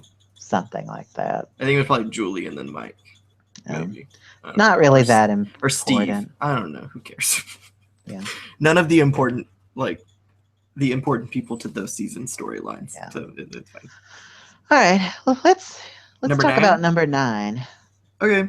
So the 9th best twist in Survivor history, at least for us, is the juror removal that has only been featured in Korong. So this twist, obviously, it's pretty straightforward. Michelle won a challenge that instead of it being immunity was the juror removal twist, and she was allowed to vote someone off of the incredibly large jury. And that essentially won her the game, in my opinion. What do you think? I don't have a whole lot to say on this. I'm like very half and half on this twist. It is very cut and dry. It's just a cool mechanic that no one saw coming. Well, first of all, it blindsided the audience for sure, because we were unprecedented, had never happened before that someone gets to remove a juror, and really adds, even on day 39, you got to be playing the game, even when you've made it to even when the final. Although that happened day 38, I do believe. She won the thing on day 38, but she. Oh wait, no, she did. She voted them out day 38. I'm pretty sure. Yeah, I remember that now. Because the jury thought it was going to be a final 2. I believe. I remember that now. But it just seemed like it was all in the same. And he was pissed. I remember he was like, "Yeah, he was. You think you're a boss ass bitch?" So I was like, "Oh." It was funny, but just totally they haven't done it again, and I'm not sure. Maybe they didn't like it. I'm not sure, but fan reception was sort of. I don't remember anyone being so adamantly opposed to it. I think a lot of the people who are opposed to it are people who are very anti-Michelle winning Korong. Yeah, that's probably got something to do with it. And maybe since I was I wanted Aubrey to win, but I wasn't like, Michelle can't win. For it. Yeah. I wasn't upset, but she used it to her advantage. She kept him from making I'm sure he had the Dave Murphy speech. Yeah, apparently he really didn't. Apparently he really didn't like her because of what he said to her. I think he did that more so for television and for Aubrey's sake, even though I think it hurt her more than it helped her. I don't think he was anti-Michelle. He didn't know Michelle at all. He lived on the beach with her for 3 days. So that's probably true. But I just thought it was a cool concept. We haven't seen it Yeah. again. And now that there's this whole new jury format, Mhm. which I'm not a fan of anyway, but maybe Nope. since that is sort of, at least for the next few seasons, going to be the new norm, I guess. Yeah. Maybe they're not going to do that again. But I at least thought it was interesting and had never been done before. So, Yeah. all right. Shock value helped it. Yeah, shock value definitely did help it. All right, so let's move on to number 8.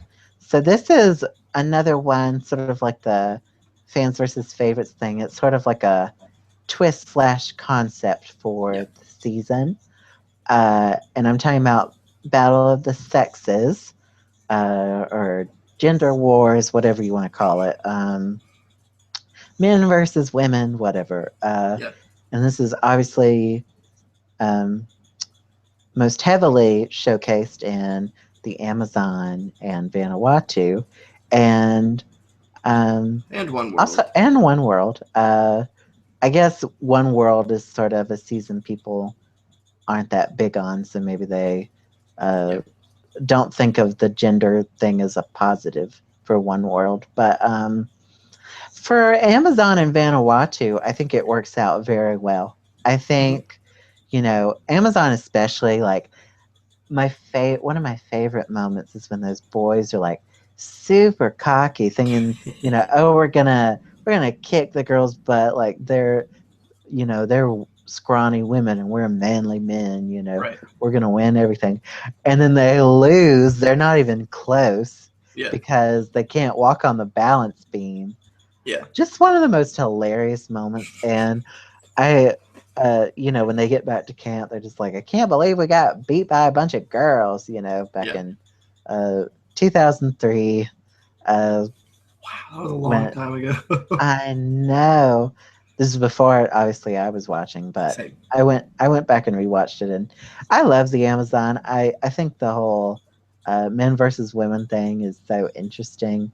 Mhm. Um, I I appreciate just that women dominate all 3 seasons that it's been used. Obviously, Chris wins Vanuatu, but like the women dominated that season.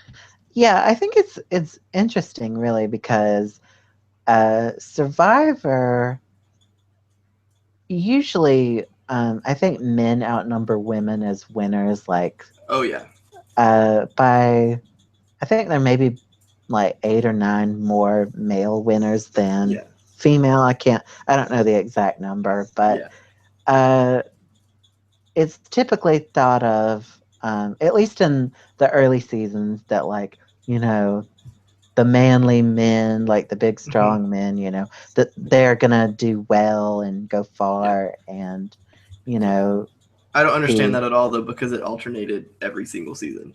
I know, Yeah, but the and a lot of pre-merge in the early seasons is voting off a lot of the women. It yeah, seems like, but yeah, uh, in the Amazon, it sort of turns the whole men versus women debate like on its head. Like, yes, mhm, women can kick ass in Survivor, yeah, and they can win challenges on their own. They mhm, don't need men carrying them, So that was fun to see. The boys getting like, I mean, it's so funny because they are like talking about like which girl they want to hook up with and all this stuff, and all the girls are like, all these guys are gross, it's just yeah, fun to watch in Amazon. Vanuatu is sort of interesting because you have the men versus women, but on the mhm, tribes, there's sort of like an age divide, yeah, Like you have the Fat Five voting out the like jocks on the yeah, men's tribe, and yeah. then on the women, it's sort of the older women voting out the young skinny girls. So it's interesting. And uh, Amy Cusack, who's one of my favorites. I Yeah, love her on this season. Like yeah, she is great. She's all about girl power. Like She wants to vote out all the guys. It works And for a while. they do for the most part. All but Dang one. it, Twyla. All but one. Dang it, Twyla. I know, but just that's just a fun season It is, yeah. where there's it's not a big like exciting strategy season, but I think Right. it's post-merge is really entertaining. I think the characters are there, and along the same lines, like I remember the men tribe saying, well, we're going to beat the women. Clearly some of them didn't watch Amazon because women kick butt on Survivor. Sorry about it. Yeah. And then in One World, I mean, same thing applies. The Girls Alliance dominates the whole way. There was no contention there at all either. Like there was never even I mean, the men, they voted out, sort of like in Vanuatu, they voted out a bunch of the strong guys early on, and then what's the boot order for the guys? It's Matt and Bill, but then they don't vote anyone else out, do they? Colton's the next guy to go. Medevac. But then they drop like flies once we get to the merge. Yeah, they vote out Jonas, and then Mike, and then Jay. Yeah, the guys sort of turn on each other because they think they're working with the girls, but that is not actually true. No. One World's not my favorite season. I don't think most of the cast is that interesting, but it is once again it's nice to see a women's alliance that actually succeeds. Works. Because that's only happened twice. Yep. In Micronesia and One World. This one. So even if One World's not my favorite, it's still nice to see that. So I like. We almost had one in Game Changers too. It would have been so exciting. There's a lot of things that could have happened in Game Changers. All right, let's move on. You want to talk about number 7? Yeah. So the next twist on this list, on the best list, happened for the first time in Panama. It has come back sporadically since then. I think for me, at least, one of the most strategic, memorable times it's been used was in Tocantins. This twist is Exile Island. So upon its original appearance in Panama, it kind of defined the season like that is called Survivor Exile Island, not Survivor Panama, or both, whatever. So that was the first time Panama. I normally say Panama too because it's less words. But Exile Island was the conceptual twist for Panama. Essentially, you're exiled by yourself sometimes with another person in later seasons. But I believe in Panama it was only ever one person, correct? There was maybe with the exception of one time. There was one instance, but other than that, yes. I think if I'm remembering it correctly. Yeah. So you're living alone. You got no food. You got no shelter. You only have fire if you can make it. Normally there is an advantage hidden on Exile Island. So if you have enough energy or mental wit about you, you can normally find it. They used to do riddles. Now they do clues. Sometimes it's not even that. Sometimes you just smash open an urn and ta-da, there's an immunity idol. Have fun. But no, I think in terms of what it adds to the game, it adds that extra layer of survival to the game, which is especially in recent Survivor so often skated over in favor of challenges and strategy, which I also enjoy. I just think it's cool to watch people genuinely out there dying, not because I want to watch people die, but because like the show is just so like I appreciate what the show is. Like the survival aspect of Survivor is what sets it apart from the other things like Big Brother, because they are out there they're out there dying, like they are starving and sleeping on rocks, and I think Exile Island adds to that.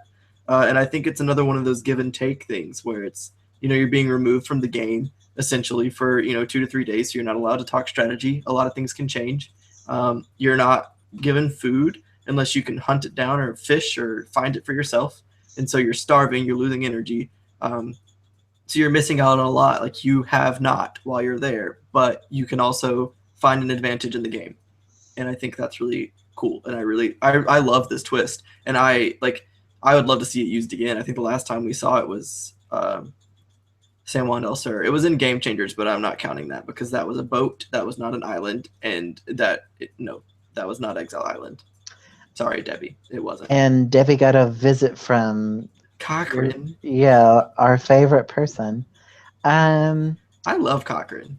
I like Cochrane, but it was just like, what? We don't need more Cochrane on Why Survivor. did you fly him out here just for this one moment? Yeah, It we was see a just, lot of Cochrane on Survivor. it was just weird. It But was. anyway, let's talk about the actual Yeah, real Exile Island. yeah, Um, not the boat. I'm with you. My favorite version of this is the Tocantins one Yeah, because I really like.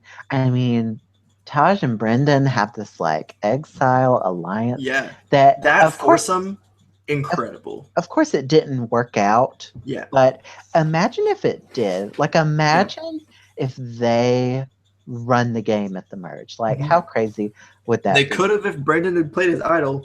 That I know. he got on Exile Island. Well, he got because of clues that he got on Exile Island. He also stopped talking to them, which was weird. I don't know what his. Maybe he thought people would have targeted him, but they were targeting him anyway. So, Yeah.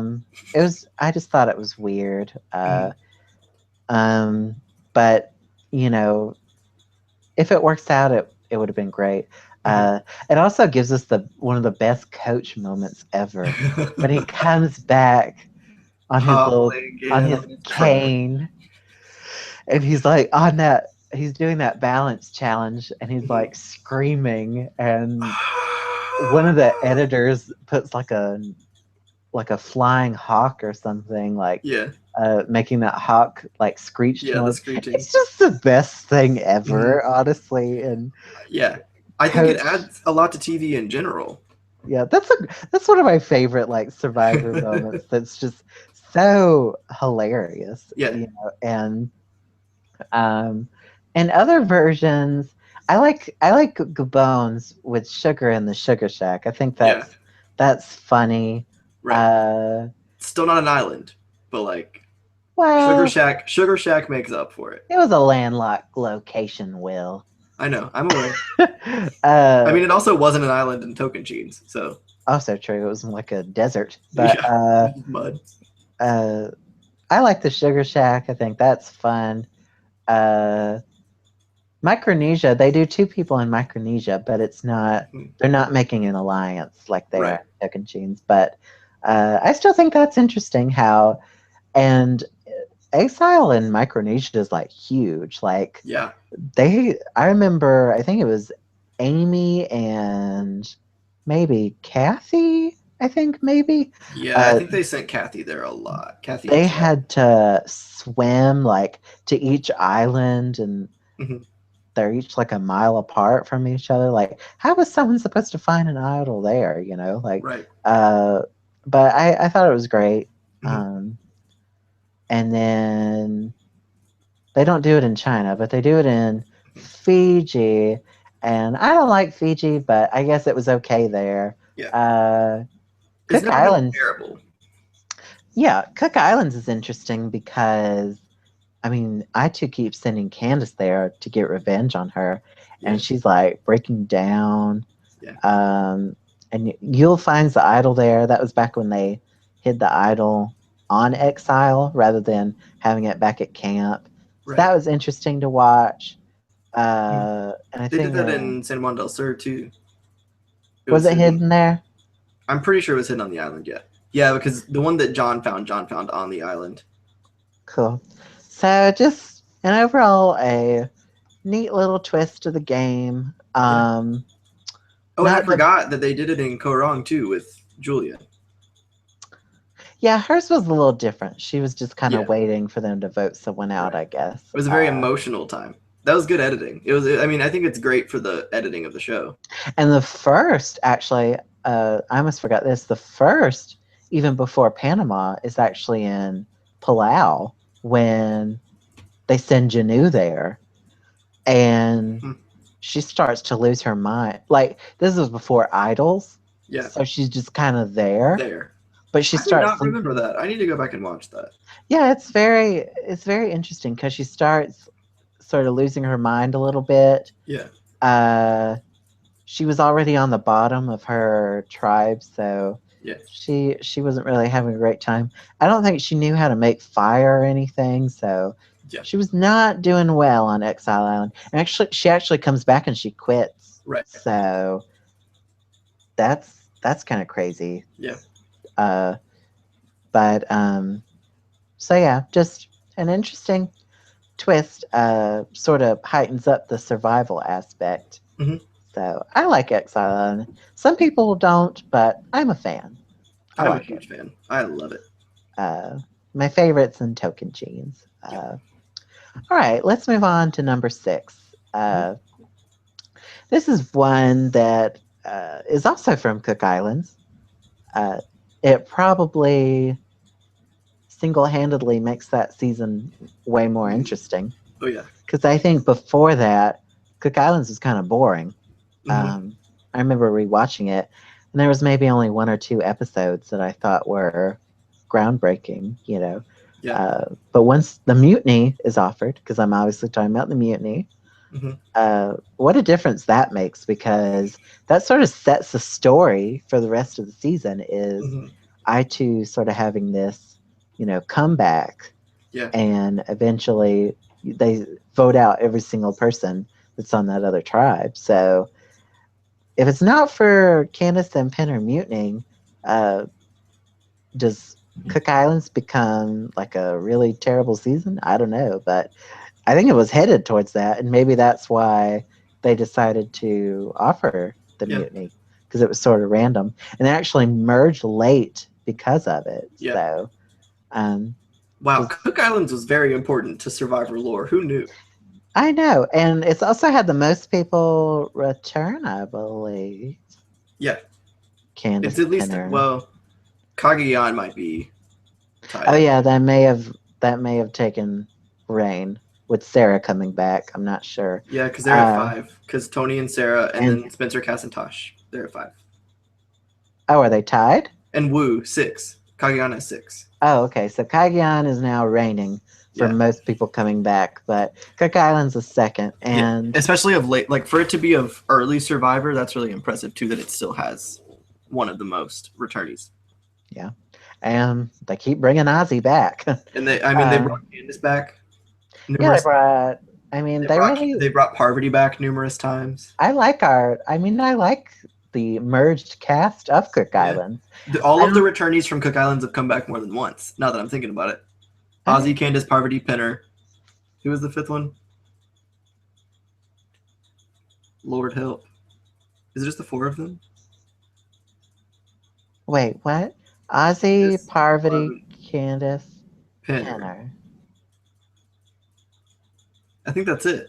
Oh, so it's But just they've 4 but they've come back. Do you multiple count? times. Yeah, all of them have come back multiple times. Okay. Candace Yeah, has been back twice since then. Party's been back twice since then. Pinner's been back twice since then, and Ozzy's been back 3 times since then. yeah. And Yule's a great winner. Right. So Where is Yul Kwan? We need more Yul. yeah, I'd like to see Yule play again. Let's But see Adam play again. I Nate. th- yeah, maybe Adam and Nate. I think that whole merge cast is interesting. I think before the mutiny, it's kind of boring. Yeah. But that mutiny completely changes the game. Mm-hmm. Pinner flips, then flips back like it's crazy. Mm-hmm.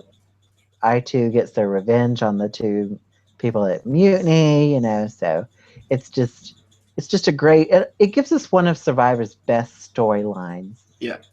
Honestly. It really does. And probably changes that season for the better. Definitely. And it sort of gives us our icons, because I'm not sure Ozzy is as iconic if he Right. doesn't make it as far as he does. Unless he wins his way to that point again. Which Possibly. is possible. Maybe. Who knows? But I think if they had stayed on the 2 tribes, I think Ozzy was the next to go. Yeah. But so yeah. So number 6, mutiny. I forgot to mention it was actually offered in Thailand and Pearl Islands, and no one took it. And then in Tocantins, if you were on exile, you could mutiny, but no one took it. And no one took it in Tocantins probably because they saw what happened in Cook Islands, Yeah. But I would like to see the mutiny offered again, honestly, because I mean, I think it changes the game. I think it's Totally. I think it's interesting to see, what would happen, especially if there's someone that like people really like and they're on the bottom, if Mhm. they manage, like if they can mutiny onto the other tribe, like that would just be interesting, Yeah. And who knows, we would maybe get a great storyline again. Who Yeah. knows? This was another thing that would work really well in an all returnee season. Like if Mutiny had been added to Second Chance or Game Changers, it definitely could have changed the course of the thing. That would have been interesting. So yeah, I'd like to see the mutiny offered again for sure. And honestly, I think they should do it more often, like on like not it doesn't have to be every season, but that would be cool too, though. That would be cool. I mean, it would add like every before every immunity challenge offer mutiny. Imagine if everyone mutinied at one time and they just had to merge. I'm here for it. I would organize it. I'd be like, all right, it's 9-10, that other tribe, all 10 of us mutiny right now. And then we'll just merge at 19 and pick the other 9 off. One giant merge. I'm sure production would love that. They would hate whoever organized that. All right. I'm ready to move on to number 5. Lit. All right. So number 5 is the tribe increase. This is probably not something that people would define as a twist. Like, it is a twist. It falls under kind of the swaps. But the reason this is different from a tribe swap is because this is the first time this was done was in Cambodia, and it happened in Cambodia and in Game Changers and in Millennials versus Gen X, all three. Which is it just means that they go from 2 tribes to 3 tribes at the tribe swap. So you're adding that 3rd tribe that has to start over from nothing. I am a fan of this even more so than I am of the regular tribe swap, just because I think it's interesting. And again, it adds in the extra survival aspect, because now you have this group of really tired people who have no energy because they've been playing the game for a week and a half, 2 weeks. And now they have to go and they have to rebuild a shelter and start fire all over again. And they start from scratch, even though they're exhausted, but they still have to compete. I think that this has been very successful. Like, it's not ruined anything. Every time it was used, I'm trying to think. Someone from that 3rd tribe has gone to final tribal council every time. Tasha, Hannah, and then I think Sarah. No, was Sarah on the 3rd tribe in Game Changers? This just happened. I should remember, but I don't. She was on the 3rd tribe initially, but then they do that second swap. They do. But so this increase, it does set people back because they're still tired and they have to start over. But, one person from that 3rd tribe has made it to final tribal council all 3 times. Here's the thing I like about it. Cambodia and Game Changers specifically, I think it mixes up the players enough that pre-game alliances sort of get ruined. Yeah. And that's what I like about it, because I know pre-game alliances are a thing. We've talked about it, but I don't like it. So I'm glad when the producers are trying to stop it. Like that. I mean, I remember reading about an interview with Jeff Probst before Cambodia. He was saying, we're going to do our best to divide the tribes up, so there's no pre-game alliances. We're going to look and see who may work with whom, and put them on different tribes. And then he talked about how they were going to add a 3rd tribe after a while. So I just think it works out well for Survivor. I think, in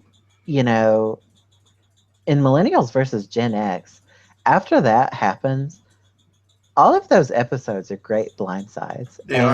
It shakes everything up. Each one of those tribes loses. So, once, and so they each have to vote someone off. I think they vote off Cece and Figgy. Figgy, and then Michaela. And that legendary tribal council with Michaela.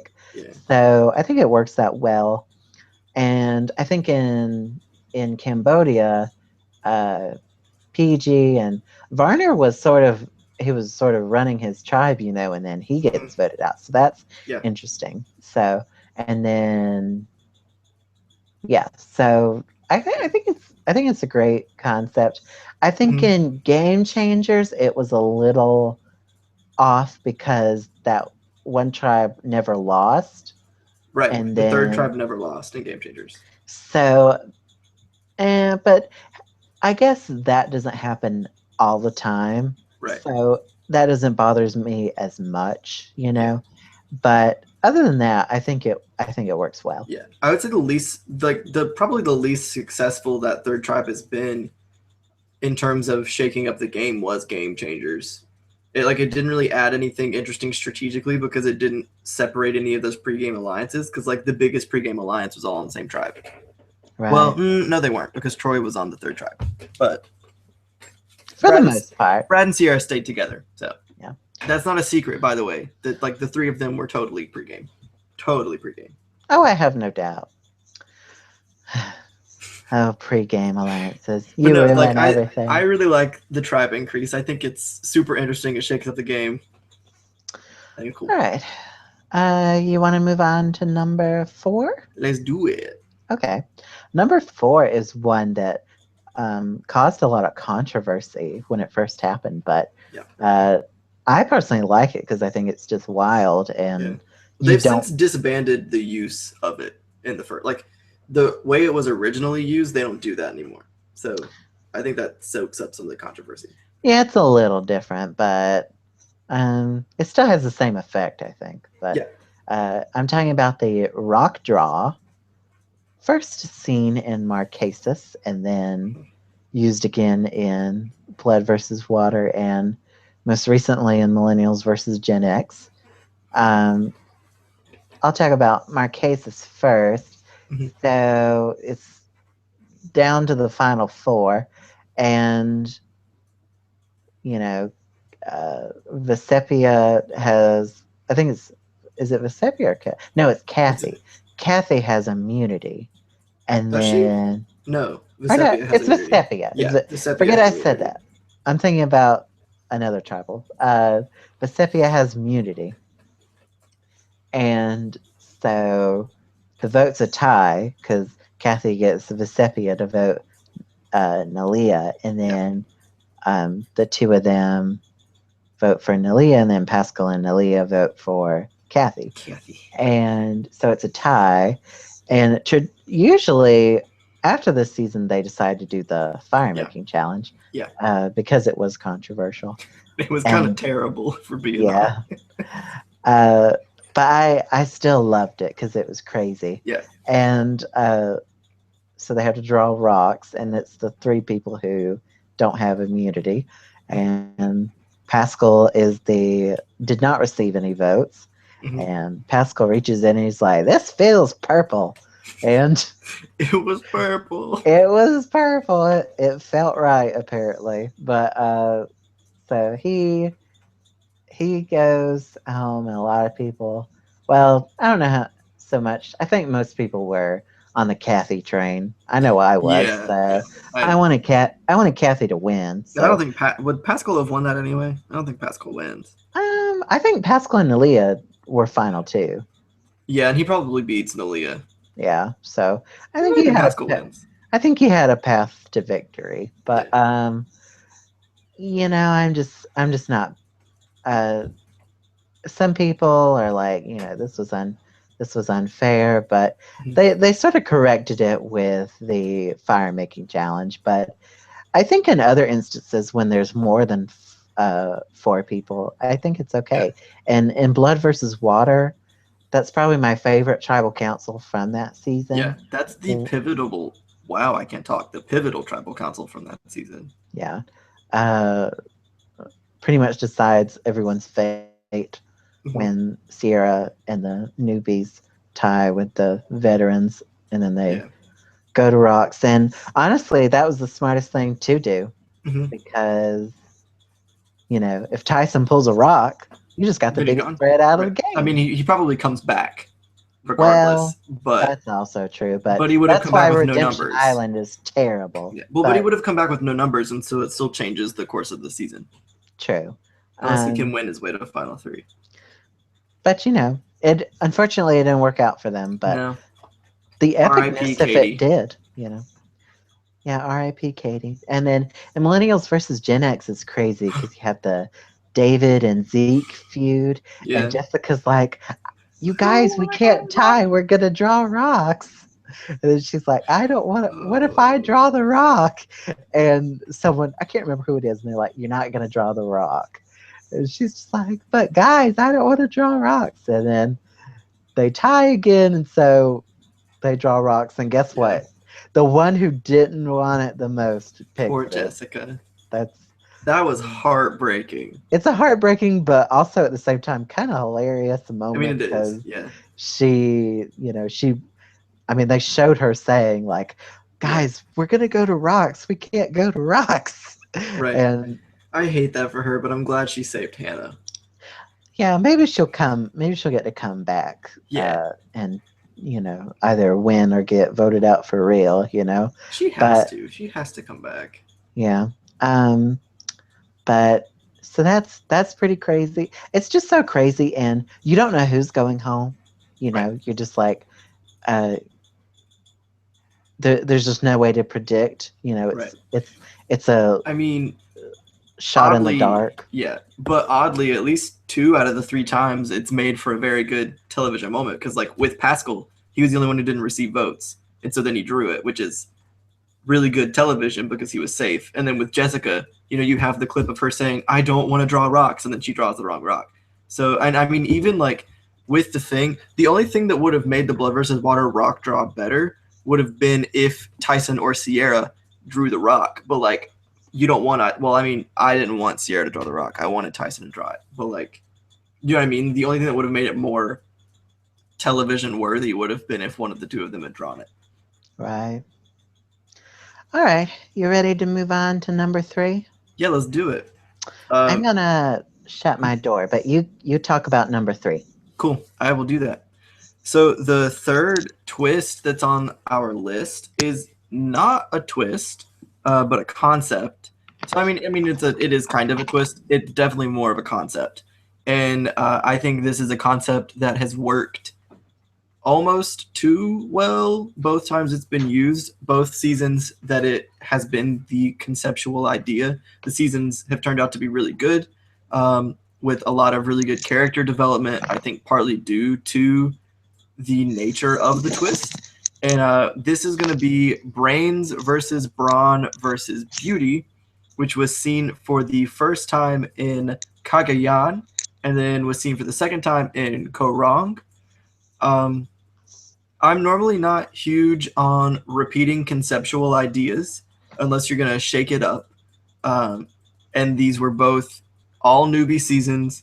They were completely the same in, Brain, Brawn, Beauty. Korong definitely shook it up in terms of who they casted. Because you throw in some of the black sheep of the tribes where you have Ty on Beauty and you have Alicia.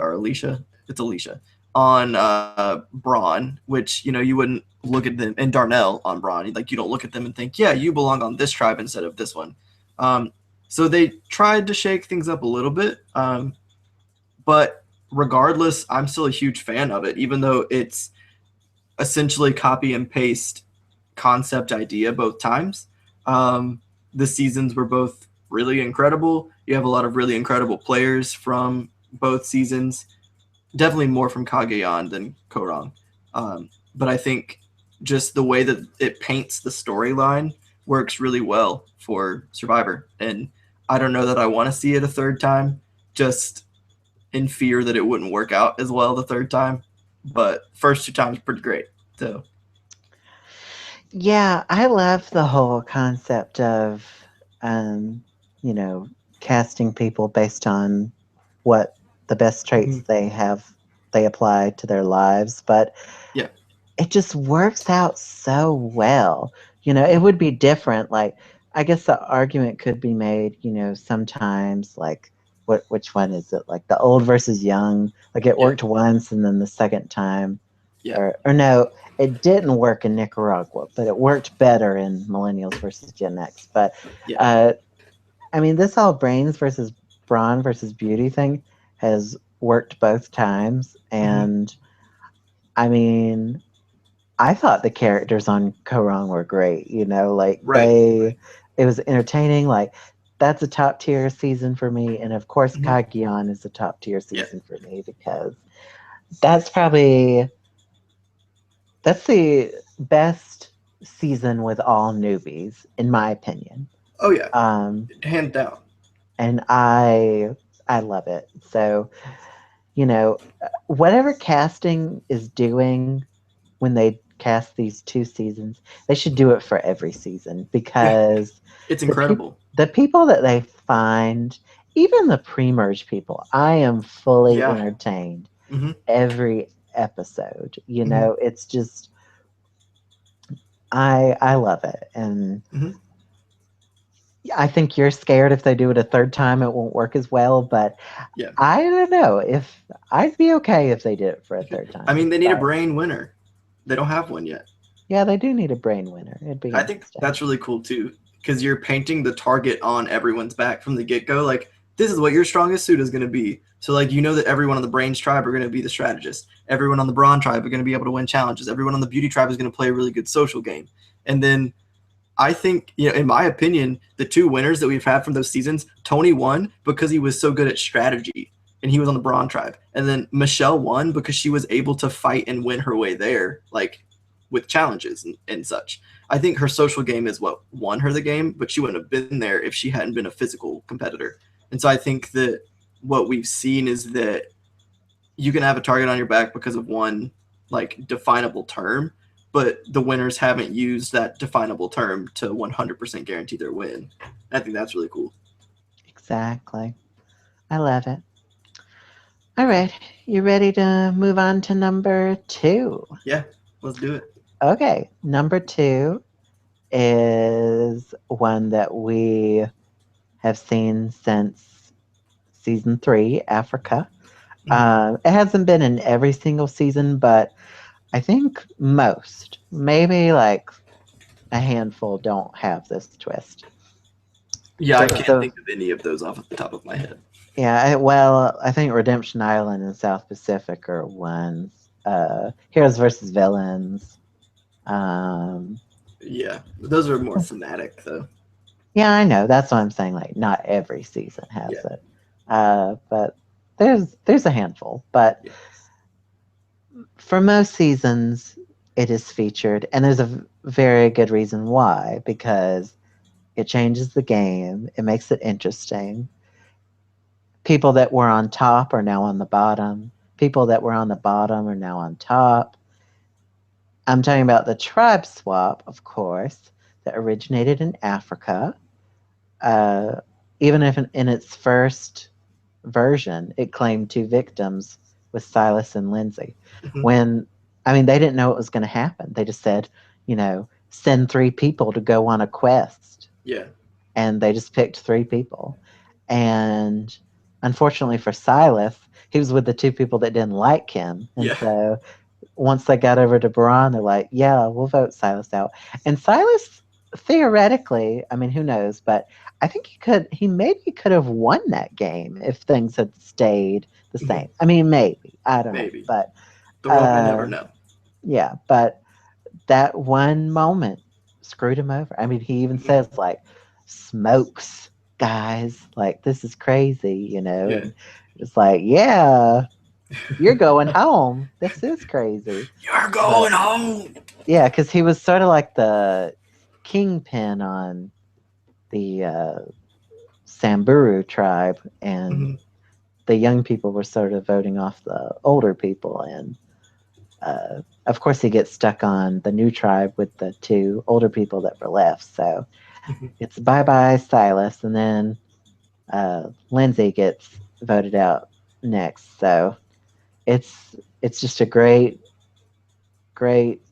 twist, Yeah, and pretty much it works most of the time. There's some times where, like in this most recent season, the yeah, first or not the first swap, the first tribe yeah. increase The increase work. worked, but then they did a second.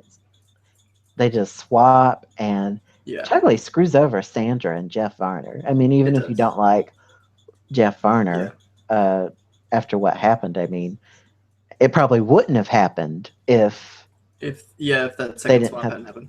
Yeah, Although and I think that might have been for them to try and shake up some of that pregame stuff. All I'm saying is, I wanted to see Sandra in the merge. You're right. That would have been Didn't hilarious. everyone? I can't imagine that anyone would have wanted Sandra gone pre-merge. The queen stays queen. But yeah, like in this most recent season, I don't think it worked as well. Yeah. But Sandra was running her game, and Mhm. you know, it screwed her over, but it probably helped everyone else. So it's it's just a crazy twist that turns the game on its head, and it's been working since Africa, so and I don't know anyone that's like, boy, this season shouldn't have had a swap, Man, I think, I wish that this wouldn't have happened. yeah, I think some seasons that didn't have a swap would have been better with a swap. They needed them. Like Redemption Island would have been better with a swap. Yeah. Especially because it was no longer Russell versus Rob because Russell was gone. Yeah, like they should have had a tribe swap. Yeah. Didn't happen, but should have. Woulda, coulda, shoulda. But South Pacific should have had a tribe swap. Exactly. What's another one? Is there another one? Philippines. No, they do. Probably. Philippines absorbs. So. Yeah, that's a little different. It's along the same line. Yeah. But If they had done a genuine tribe swap instead of an absorb in Philippines, that would have been better, I think. You know who else needed a tribe swap? Oolong in Palau. They did. They really needed a tribe swap. There was no tribe to swap, though. After probably their third or fourth time losing, they should have done a swap. Yeah. Because we lose those great characters like Angie and James. Oh, Angie. Angie needs to come back. A swap, it might not have saved them, but at least it would have shook things up. I mean, maybe more than one person makes the merge, So I think seasons would improve better with a swap than without one. So that is why it makes our number 2. Mm-hmm. So, Will, are you ready? I am. You get to talk about numero uno. Yeah. The best twist ever. So, if you're keeping tally at home, I feel like if you're even considering this as a twist at this point, then you probably already know what this is. So our number 1 best thing Survivor has ever done is adding the hidden immunity idol. So, this was originally introduced in Guatemala. And so if you haven't been watching from the beginning, the hidden immunity idol has not always been there. Like, sometimes you just went home. A lot of the times, you just went home. Seasons 1 through 10, actually. That's the theme. You just go home. You just go home. So this immunity idol was introduced in Guatemala. They didn't use it, did they? Yes. They did? How can you forget the first idol play ever? I think it's because I'm mixing up their immunity necklace with the hidden immunity idol because their immunity necklace was the size of a hidden immunity idol. And to your defense, the Guatemala version is not the final version. Right. It's played before Tribal Council. Mm-hmm. And Gary, the football guy, is the one that finds it. And Jeff asks before Tribal Council starts if anyone has an idol. And Gary was going to go home that tribal. Yeah. And he was like, surprise, I'm not going home. I got an idol. A hidden one.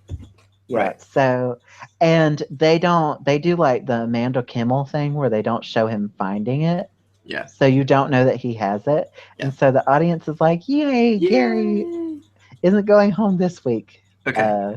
I do remember Gary finding it. I just didn't. I guess that's why I don't remember it being played.